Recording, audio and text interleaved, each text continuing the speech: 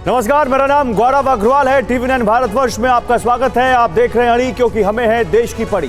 Gaza युद्ध का आज 41वां दिन है और आज इस युद्ध के कुछ सबसे बड़े सवालों के जवाब मिल गए हैं। जैसे गाजा युद्ध कब खत्म होगा, क्या ईरान इस जंग में सीधे कूदेगा, क्या इजराइल एटम बॉम्ब का इस्तेमाल करेगा, और अब एर्दोआन ने नेतन्याहू को एटॉमिक चैलेंज भी दे दिया है। तो ये सब आपको दिखाएंगे, ये बताएंगे आपको, इन सारे सवालों के जवाब आपको दिखाएंगे। लेकिन आइए आपको सबसे पहले गाजा से आ रही कुछ विध्वंसक तस्वीरें दिखाते हैं। वो विध्वंसक तस्वीरें आपके सामने आएंगी और बताएंगे आपको कि कैसे ये बहुत ज्यादा युद्ध बड़ा होता जा रहा है। लेकिन सबसे पहले, जैसे मैंने आपको कहा, गाजा युद्ध के सबसे बड़े सवाल का जवाब मिल गया। हम लगातार आपको बता रहे थे, वो जवाब क्या है वो आपके सामने। अमेरिका के राष्ट्रपति बाइडेन ने इसका जवाब दिया है। जो बाइडेन से यह सवाल पूछा गया कि गाजा युद्ध कब खत्म होगा, यह उनसे सवाल पूछा गया। बाइडेन ने क्लियर कट कह दिया कि यह युद्ध तब खत्म होगा जब हमास के पास मासूमों की हत्या करने की ताकत नहीं रहेगी। जो बाइडेन ने कहा यह युद्ध तब खत्म होगा जब हमास के पास मासूमों की हत्या करने की ताकत नहीं रहेगी। यानी जब तक हमास खत्म नहीं तब तक युद्ध खत्म नहीं, यह कहते हुए अमेरिका के राष्ट्रपति जो बाइडेन। और यह बात बाइडेन ने तब कही जब उनके बगल में थे चीन के राष्ट्रपति शी जिनपिंग। गाजा युद्ध के दौरान जिनपिंग और बाइडेन की इस मुलाकात पर सबका फोकस सेट था। सब गाजा युद्ध के किसी हल की संभावना तलाश रहे थे, लेकिन हल तो नहीं आया। कई मुद्दों पर मतभेद जरूर सामने आ गए। बाइडेन ने शी जिनपिंग को तानाशाह कह दिया। जिनपिंग ने नाराजगी जताते हुए कहा कि ऐसा नहीं है। गाजा युद्ध पर बाइडेन ने साफ कहा कि हमास के खात्मे तक युद्ध नहीं रुकेगा, वो इजराइल के साथ खड़े हैं। जिनपिंग ने कहा कि गाजा में तुरंत युद्ध विराम हो। बाइडेन ने कहा कि गाजा में तेहरान दखल ना दे, तो जिनपिंग इस पर कुछ नहीं बोले।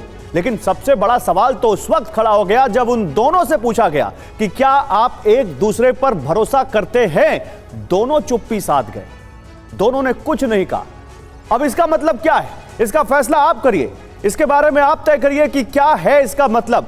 इस पर बात करने के लिए मेरे साथ आज कुछ खास मेहमान हैं। मैं आपको उनसे रूबरू करवाना चाहता हूं और फिर नेतन्याहू को जो सबसे बड़ा चैलेंज मिला है मैं आपको उसके बारे में बताऊंगा। क्या सबसे बड़ा चैलेंज है यहां पर।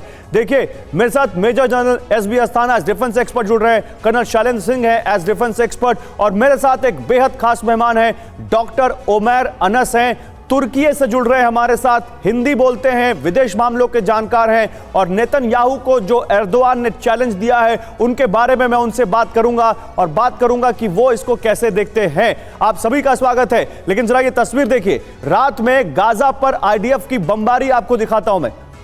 वो रात में गाजा पर आईडीएफ की बमबारी आप देखिए, ये किस तरह से आईडीएफ ने रात में गाजा पर बमबारी की है, ये आपके सामने है। और एर्दोआन ने जिस तरह से खुला चैलेंज दिया है यहां पर, जिस तरह से इजराइल के प्रधानमंत्री को कहा है कि तुम्हारे पास एटम बम है तो दिखाओ, उस पर सीधे बात करते हैं प्रोफेसर अनस से। प्रोफेसर अनस, देखिए, एक हम लोगों को ऐसा सेंस इंडिया में बैठकर मिलता है कि एर्दोआन कहीं ना कहीं अपना स्कोर सेट कर रहे हैं क्या यहां पर। मुस्लिम देशों का खलीफा बनने की जो उनकी चाहत है वो क्या इस चुनौती में भी दिखती है जो उन्होंने नेतन्याहू को दी है।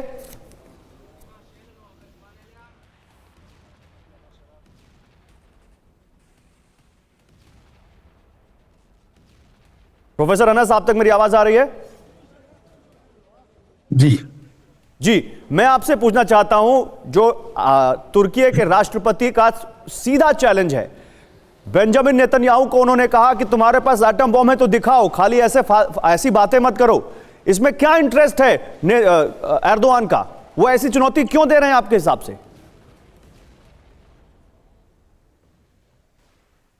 देखिए, इसमें मैं समझता हूं कि जो बहुत ही एक गंभीर बयान एक इजराइल के जो मंत्री की तरफ से आया था कि जिसमें उन्होंने कहा था कि गाजा के लोगों के ऊपर न्यूक्लियर बॉम्ब डाल देना चाहिए। तो हमें सबसे पहले देखना चाहिए कि इजराइल की न्यूक्लियर पॉलिसी क्या है।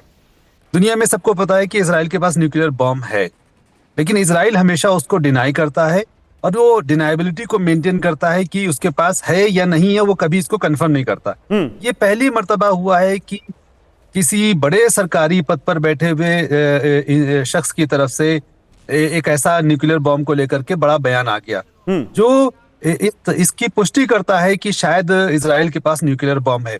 अगर इसराइल के पास न्यूक्लियर बम है, अगर वो ऑफिशियली आधिकारिक तौर पर अगर इसको वो मान लेता है, तो फिर फौरन ईरान के लिए, सऊदी अरब के लिए, इजिप्ट के लिए, दूसरे देशों के लिए ये परमिशन मिल जाती है, ये उनको हौसला मिल जाता है कि वो भी इस न्यूक्लियर रेस में शामिल हो जाएं। तो इसलिए एर्दोगान ने ये मौका अच्छा समझा कि जैसे ही उन्होंने बयान दिया तो उस पर उनको प्रोवोक करके उनसे वो कहलवाना चाहते हैं या उनको उस न्यूक्लियर डिबेट में डालना चाहते हैं कि वो किसी तरह से ये कहें कि उनके पास है।